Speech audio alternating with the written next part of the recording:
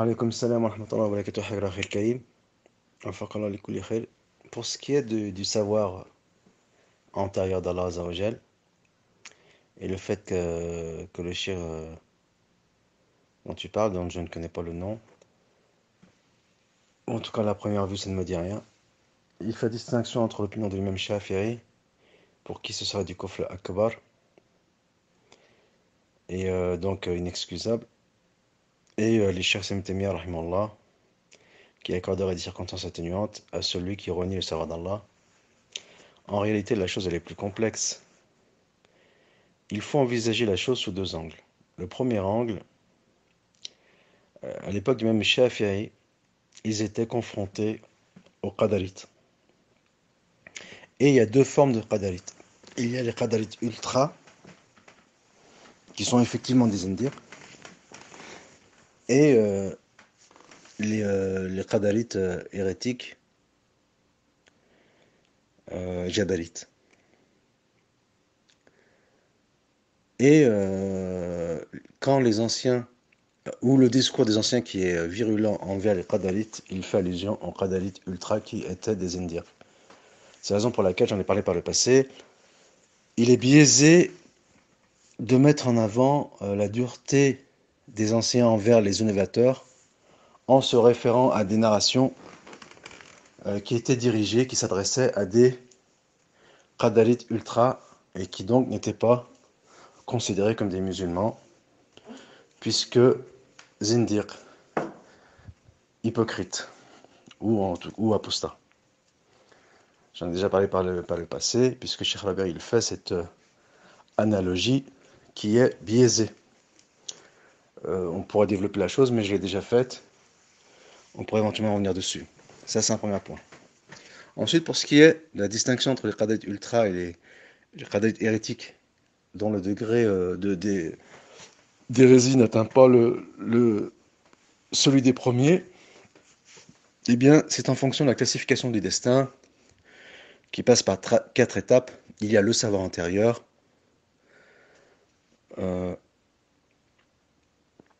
ensuite il y a l'écriture du savoir, ensuite il y a la volonté, et ensuite il y a l'acte de création.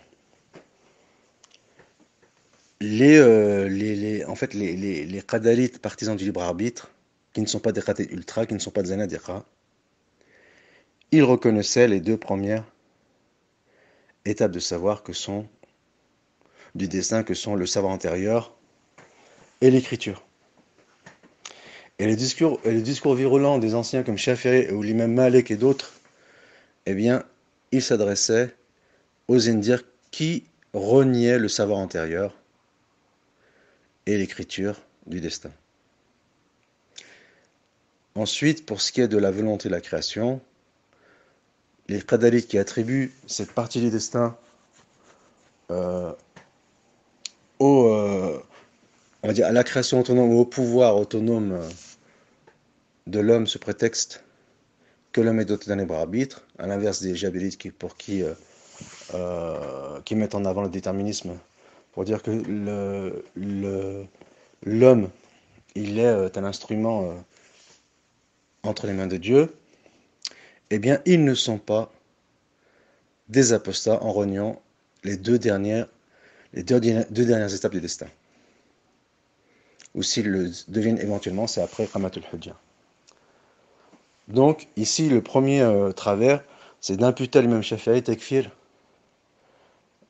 entre guillemets, les qadarites, alors que l'imam Shafi'i yukaffir les qadarites qui reniaient le savoir antérieur. Et qui n'admet pas de circonstances atténuantes. En cela, Ibn Taymiyyah, il ne va pas à l'encontre de ce discours. Ça, c'est la première chose. Et pour arriver au second point, et qui là concerne Ibn Taymiyyah, c'est qu'Ibn Taymiyyah, il distingue entre, bien sûr, chez les modernes, et la chose, éventuellement, elle n'avait pas lieu, sous peine de vérifier, elle n'existait pas ou elle n'était pas encore apparue ou développée à l'époque du même Shafi'i. C'est la raison pour laquelle il n'a pas été exposé à ce genre de cas. Non pas qu'il y ait une opinion qui diverge avec celle d'Ibn Taymiyyah, L'imam Shafi'i rahimahullah est un grand universaliste et Ibn Taymiyyah ne va pas à l'encontre des grands universalistes comme Shafi'i, comme Ahmed, comme Malik rahimahullah. Bon, bien sûr, relativement à l'imam Abu Hanifa, mais bien sûr ces choses-là elles méritent de plus amples explications. Mais je veux dire pour des points dogmatiques comme celui-ci, Ibn Taymiyyah rahimahullah, il ne va pas à l'encontre des grandes références traditionnalistes, universalistes. Mais sur ce point, il mérite de plus amples explications. Donc Ibn Taymiyyah, il distingue entre ceux qui reconnaissent globalement le savoir antérieur, mais qui euh, infirment l'idée que Dieu connaisse les détails du savoir au moment où il se produit. Et là, bien sûr, Ibn Taymiyyah, il ne kafare pas cette catégorie dans le sens où il leur accorde des circonstances atténuantes. Mais bien sûr, après, Kramatul Hijjah sont du kufr, c'est du kufr. Mais je veux dire, nombreux sont les hérétiques qui adoptent cette opinion au sein des modernes et qui ont été perturbés par les débats, les conflits autour du destin. Donc c'est le conflit entre les Mu'tazilites, partisans du arbitre, et les Ash'arites, Jabalites. Et on trouve en réponse aux, aux Qadarites partisans du arbitre, on trouve, pour justifier le fait que Dieu n'est pas injuste, on trouve chez certains modernes l'idée que Dieu ne connaît pas certains détails du savoir. Et lorsqu'Ibn Taymiyyah, il accorde des circonstances atténuantes à cette catégorie d'individus, bien sûr, je n'ai pas révisé la chose, hein, je m'en tiens à des vieilles connaissances qu'il faudrait éventuellement mettre à jour. Mais lorsqu'Ibn Taymiyyah, rahimahullah, il accorde des circonstances atténuantes à cette catégorie d'individus qui infirme l'idée que Dieu, j'ose pas utiliser le terme renie, mais on va l'utiliser tant pis, qui renie le fait que Dieu puisse connaître les détails de la création, du destin, du savoir, ou qui renie un savoir détaillé, mais sans remettre globalement en question le savoir antérieur. Eh bien, Ibn Taymiyyah, il s'inspire de la narration dans laquelle Aïcha, elle pose la question au prophète sallallahu alayhi wa sallam, est-ce que Dieu connaît tout ce que nous disons, où il pose la question sur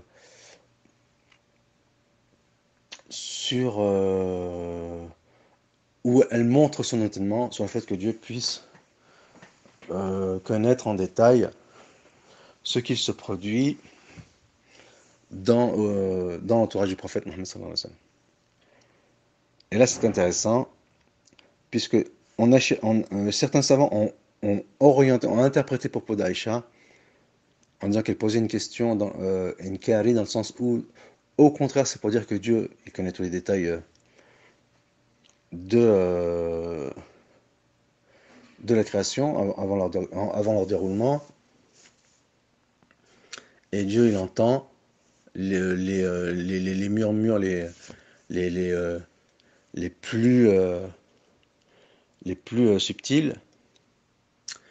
Et quand bien même cette opinion était juste, cette orientation était juste, ce n'est pas de cette façon que Ibn Taymiyyah l'a utilisé.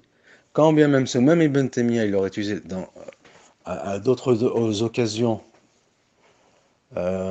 pour appuyer une question en particulier, eh bien ça n'enlève pas l'idée que à d'autres endroits il l'utilise pour autre chose.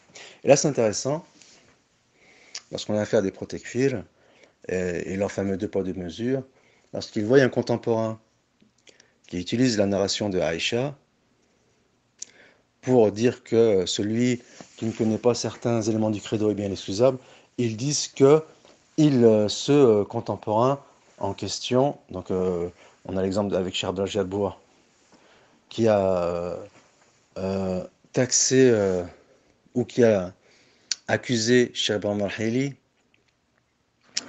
de vouer Aïcha à l'apostasie ou à la mécréance pour pour lui avoir imputé d'être étonné de ne pas connaître d'être étonné que Dieu ne puisse pas connaître certains détails du savoir. Alors que c'est exactement l'opinion d'Ibn Taymiyyah Et Ibrahim Halil n'a pas prêté son chapeau, il l'a emprunté à Ibn Taymiyyah. Donc c'est le fameux deux poids, deux mesures. En voici un exemple parfait. Et pour revenir à la question qui nous intéresse, eh bien, la façon dont a été posé le sujet au départ, en disant qu'il y a deux opinions, celle de Shafi'i Ibn Taymiyyah, alors là, bien sûr, cela mérite de plus amples recherches. De mon point de vue, c'est un raccourci. Et on a fait démonstration qui montre que la chose est plus complexe et qu'elle mérite de plus amples détails. Wallahu ta'ala alam.